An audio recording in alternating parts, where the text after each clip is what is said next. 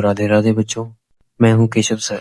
आज हम इंग्लिश की एक बहुत ही भावनात्मक और दिल को छू लेने वाली कहानी पढ़ने जा रहे हैं, जिसका नाम है the best Christmas present in the world.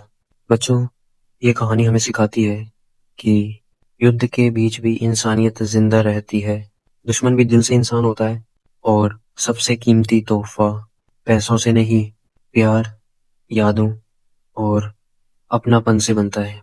तो चलिए बच्चों, आज की क्लास शुरू करते हैं और इस कहानी के छुपे हुए संदेश को समझते हैं। I spotted it in a junk shop in Bridport, a roll-top desk. The man said it was early 19th century and oak. I had wanted one, but they were far too expensive. This one was in a bad condition, the roll top in several pieces, one leg clumsily mended, scorch marks all down one side. It was going for very little money. I thought I could restore it.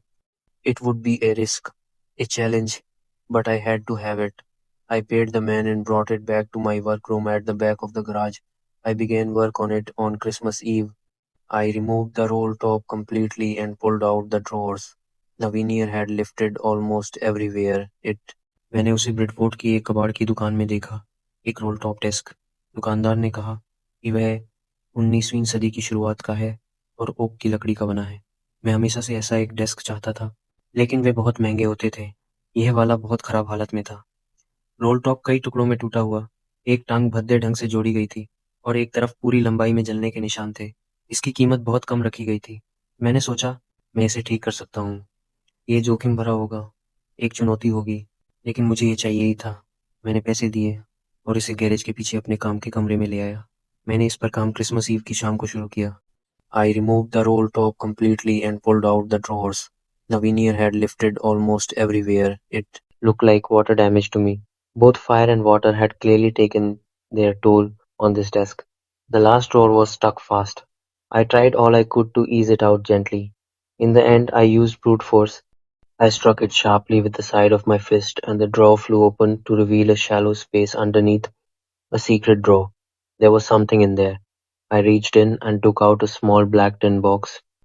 Sellotaped to the top of it was a piece of lined notepaper, and written on it in shaky handwriting, Jim's last letter, received the 25th of January, 1915, to be buried with me when the time comes. I knew as I did it that it was wrong of me to open the box, but curiosity got the better of my scruples. It usually does. मैंने role top पूरी तरह निकाल दिया और दराज बाहर खींच लिए। लगभग हर जगह वेनियर उखड़ा हुआ था। मुझे लगा ये पानी से हुए नुकसान जैसा है। आग और पानी दोनों ने ही इस डेस्क को बुरी तरह नुकसान पहुंचाया था। आखिरी दराज बुरी तरह अटका हुआ था। मैंने उसे धीरे धीरे निकालने की हर कोशिश की। आखिर में मुझे जोर लगाना पड़ा।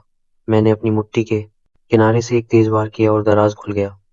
उसके नीचे एक उथली जगह थी, एक गुप्त दराज। उसमें कुछ रखा था। मैंने हाथ डालकर एक छोटा काला टिन का डिब्बा निकाला। उसके ऊपर सेलो टेप से लाइनदार कागज का एक टुकड़ा चिपका था, जिस पर कांपते हाथों से लिखा था, जिम का आखिरी पत्र 25 जनवरी 1915 को प्राप्त हुआ। समय आने पर इसे मेरे साथ दफन किया जाए। मैं जानता था कि डिब्बा खोलना गलत है, लेकिन जिज्ञासा ने मेरे संकोच पर जीत पा ली। अक्सर ऐसा ही होता है। Inside the box there was an envelope. The address read, Mrs. Jim Macpherson, 12 Copper Beeches, Bridport, Dorset. I took out the letter and unfolded it. It was written in pencil and dated at the top, the 26th of December, 1914. You about at once. We were all standing to in our trenches yesterday morning, Christmas morning. It was crisp and quiet all about, as beautiful a morning as I have ever seen, as cold and frosty as a Christmas morning should be. I should like to be able to tell you that we began it, but the truth, I'm ashamed to say, is that Fritz began it. First, someone saw a white flag waving from the trenches opposite. Then they were calling out to us from across no man's land, Happy Christmas, Tommy, Happy Christmas. When we had got over the surprise, some of us shouted back, Same to you, Fritz, same to you. I thought that would be that. We all did. But then suddenly one of them was up there in his grey greatcoat and waving a white flag. Don't shoot, lads, someone shouted, and no one did. Then there was another Fritz up on the parapet, and another. Keep your heads down, I told the man. It's a trick, but it wasn't. One of the Germans was waving a bottle above his head. It is Christmas Day, Tommy. We have schnapps. We have sausage. We meet you? Yes. By this time there were dozens of them walking towards us across no man's land and not a rifle between them. Little Private Morris was the first up. Come on, boys. What are we waiting for? And then there was no stopping them. I was the officer. I should have stopped them there and then, I suppose. But the truth is that it never even occurred to me I should. All along their line and ours, I could see men walking slowly towards one another, grey coats, khaki coats meeting in the middle, and I was one of them. I was part of this. In the middle of the war, we were making peace. You cannot imagine, dearest Connie, my feelings as I looked into the eyes of the Fritz officer who approached me, hand outstretched.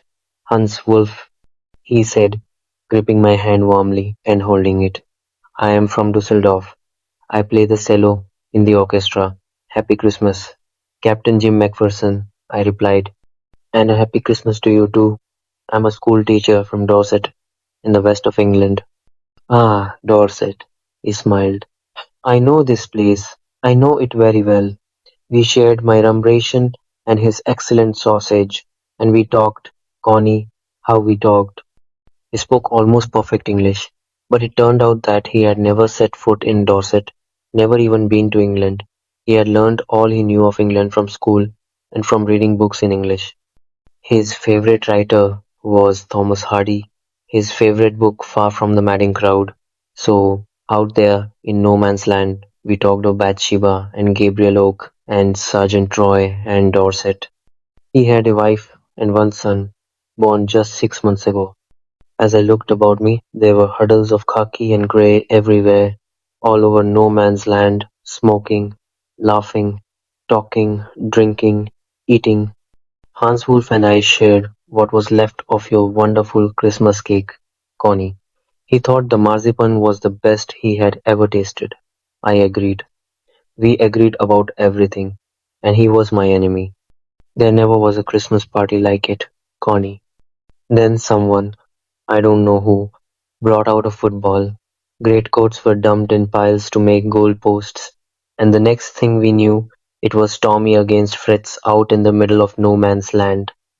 Hans Wolf and I looked on and cheered, clapping our hands and stamping our feet to keep out the cold as much as anything. There was a moment when I noticed our breaths mingling in the air between us. He saw it too and smiled. Jim Macpherson, he said after a while, I think this is how we should resolve this war. A football match. No one dies in a football match. No children are orphaned. No wives become widows. I'd prefer cricket, I told him. Then we Tommies could be sure of winning. Probably. We laughed at that, and together we watched the game. Sad to say, Connie, Fritz won 2 goals to 1. But as Hans Wolf generously said, our goal was wider than theirs, so it wasn't quite fair. The time came, and all too soon, when the game was finished, the schnapps and the rum and the sausage had long since run out, and we knew it was all over. I wished Hans well, and told him I hoped he would see his family again soon, that the fighting would end and we could all go home. Vans. Or I think that is what every soldier wants, on both sides, Hans Wolf said. Take care, Jim Macpherson. I shall never forget this moment, nor you. He saluted and walked away from me slowly, unwillingly, I felt. He turned to wave just once, and then became one of the hundreds of grey-coated men drifting back towards their trenches. That night, back in our dugouts, we heard them singing a carol, and singing it quite beautifully. It was Still Nacht, Silent Night. Our boys gave them a rousing chorus of While Shepherds Watched. We exchanged carols for a while, and then we all fell silent. We had had our time of peace and goodwill, a time I will treasure as long as I live. Dearest Connie. एक लिफाफा था, पते पर लिखा था, Shrimati gym McPherson, 12 copper beaches, Bridport, Dorset. मैंने पत्र निकाला और खोला।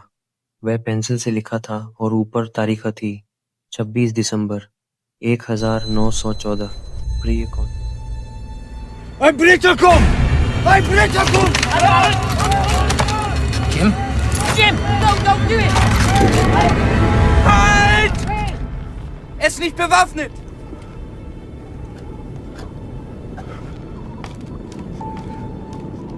Nein, Otto!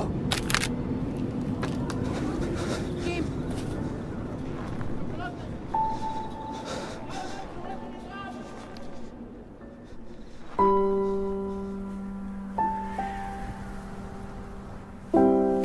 My name is Jim. Mein Name ist Otto. Pleased to meet you, Otto. Freut mich. Rose, she's called. Das ist schön. Das ist schön.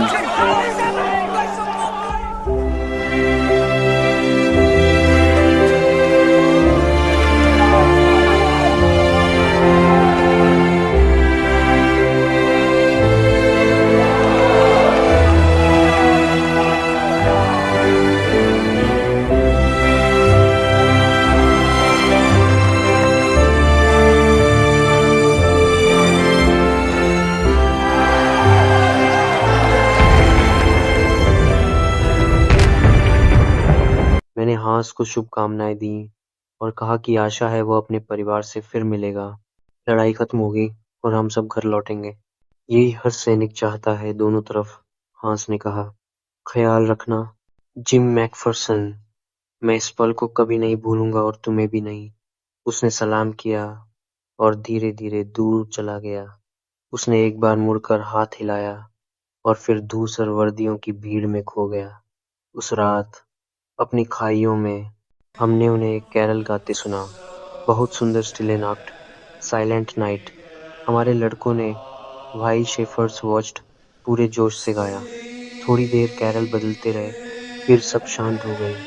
शांति और सद्भावना का वह समय, मैं उसे जीवन भर संजो कर रखूंगा। प्रिय कॉनी, अगले क्रिसमस तक यह युद्ध बस एक दूर की भयानक याद रह जाएगा।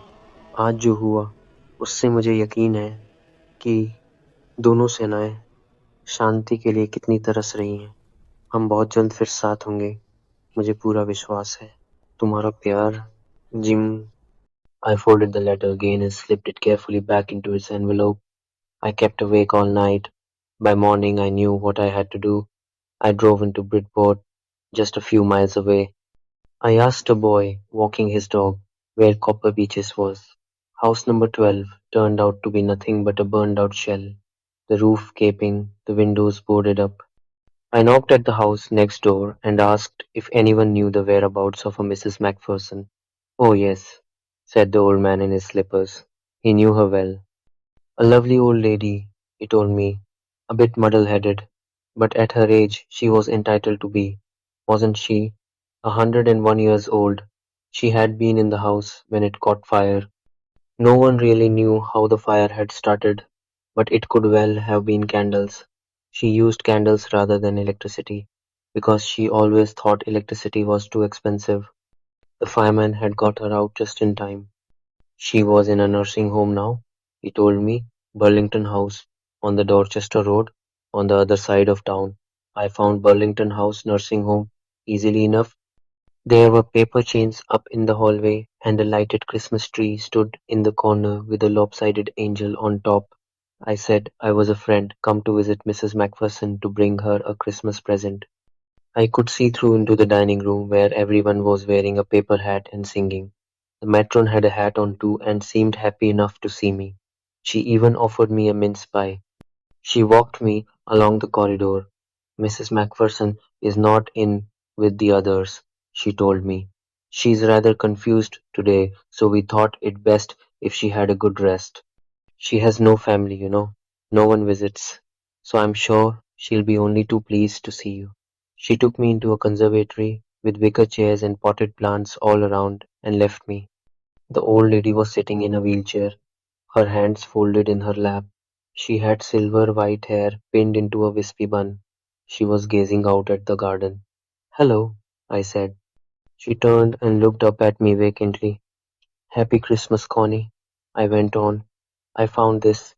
I think it's yours." As I was speaking, her eyes never left my face. I opened the tin box and gave it to her. That was the moment her eyes lit up with recognition and her face became suffused with a sudden glow of happiness.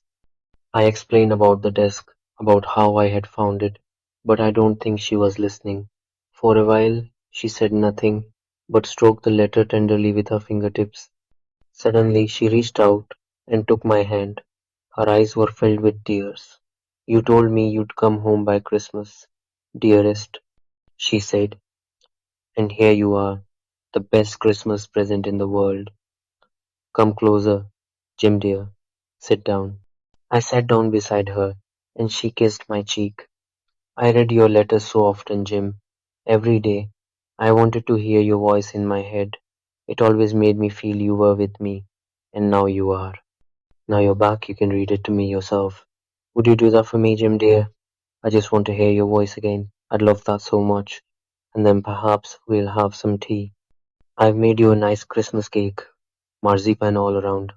I know how much you love marzipan." मैंने पत्र फिर से मोड़ा और सावधानी से लिफाफे में रख दिया। पूरी रात नींद नहीं आई। सुबह तक मुझे पता था कि मुझे क्या करना है। मैं ब्रिडफोर्ड गया, बस कुछ मील दूर। कुत्ता घुमा रहे एक लड़के से पूछा, कॉपर बीचेस कहाँ है? नंबर 12। तो बस जली बुनी खंडहर निकला, छत खुली, खिड़कियां तख्तों से बंद। मैंने बगल वाले घर पर दस्तक दी और पूछा कि क्या किसी को श्रीमती मैकफरसन का पता है? हाँ, चप्पल पहने एक बूढ़े आदमी ने कहा। मैं उन्हें अच्छी तरह जानता हूँ। बहुत प्यारी बुजुर्ग महिला, थोड़ी सी भूलने वाली, पर इस उम्र में कौन नहीं होता। 101 साल की हैं। आग लगने पर वह घर में ही थी। आग कैसे लगी किसी को ठीक ठीक नहीं पता। शायद मोमबत्तियों से। वे बिजली की जगह मोमबत्तियां इस्तेमाल करती थीं, उन्हें बिजली महंगी लगती थी। फायरमैन उन्हें समय रहते निकाल लाए। अब वे नर्सिंग होम में हैं, बर्लिंगटन हाउस, डॉर्चेस्टर रोड पर। मैं बर्लिंगटन हाउस नर्सिंग होम आसानी से ढूंढ गया। गलियारे में कागज की लड़ियां लगी थी। कोने में टेढ़े मेढ़े फरिश्ते वाला सजा हुआ क्रिसमस ट्री था। मैंने कहा कि मैं श्रीमती मैकफरसन का दोस्त हूँ और क्रिसमस का तोहफा लाया हूँ। भोजन कक्ष में सब लोग कागज की टोपी पहने गा रहे थे। मैट्रन भी टोपी पहनी थी और मुझे देखकर खुश हुई। मुझे मिन्स पाई तक ऑफर की। वह मुझे गलियारे से ले चली। "श्रीमती मैकफरसन आज दूसरों के साथ नहीं है," उसने कहा। "आज वे कुछ उलझन में हैं, इसलिए हमने उन्हें आराम देने का सोचा। उनका कोई परिवार नहीं है, कोई मिलने नहीं आता। आपको देखकर वे जरूर खुश होंगी।" वह मुझे कांच से ढके एक कमरे में ले गई, विकर कुर्सियां और चारों ओर गमले, और मुझे अकेला छोड़ गई। वह बूढ़ी महिला व्हील चेयर पर बैठी थी, हाथ गोद में रखे, बाग की ओर देख रही थी। उनके चांदी से सफेद बालों की पतली सी जूड़ी थी। "हेलो," मैंने कहा। वह मुझे खाली सी नजर से देखने लगी। "हैप्पी क्रिसमस, कॉनी," मैंने कहा। "मुझे ये मिला है। मुझे लगता है ये आपका है।" मैं बोल रहा था और उनकी नजर मेरे चेहरे से हट नहीं रही थी। मैंने टिन का डिब्बा खोला और उन्हें दे दिया। उसी पल उनकी आंखों में पहचान की चमक आई और चेहरे पर अचानक खुशी फैल गई। मैंने डेस्क और उसके मिलने की बात बताई, पर शायद वे सुन नहीं रही थी। कुछ देर तक उन्होंने कुछ नहीं कहा, बस पत्र को उंगलियों से प्यार से सहलाती रहीं। अचानक उन्होंने मेरा हाथ पकड़ लिया।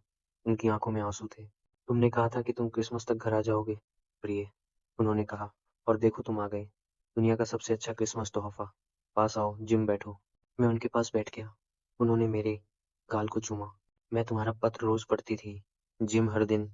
मैं तुम्हारी आवाज अपने मन में सुनना चाहती थी। उससे लगता था तुम मेरे साथ हो, और अब तुम हो। अब जब तुम लौट आए हो, तो क्या तुम इसे मुझे खुद पढ़कर सुनाओगे?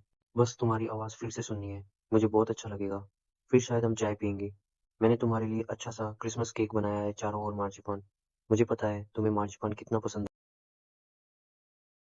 बच्चों, आज की कहानी से हमें एक बहुत बड़ी सीख मिलती है। जब पूरी दुनिया युद्ध में उलझी हुई थी, तब कुछ सैनिकों ने दिखाया कि मानवता, प्रेम और शांति हर हथियार से ज्यादा ताकतवर होती है। कॉनी ने जिम का इंतजार सिर्फ सालों तक नहीं, बल्कि पूरी जिंदगी किया, और अंत में एक अजनबी शिक्षक ही उसके लिए दुनिया का सबसे अच्छा क्रिसमस गिफ्ट बन गया। तो बच्चों, याद रखिए, सबसे कीमती तोहफा कोई चीज नहीं होती, बल्कि किसी का समय, किसी का प्यार और अपनापन होता है। इसी के साथ आज की क्लास यहीं समाप्त होती है। राधे राधे बच्चों। मैं था आपका दोस्त और शिक्षक केशव सर। अगर वीडियो पसंद आई हो तो लाइक, शेयर और चैनल को सब्सक्राइब जरूर करना। अगली क्लास में फिर मिलेंगे।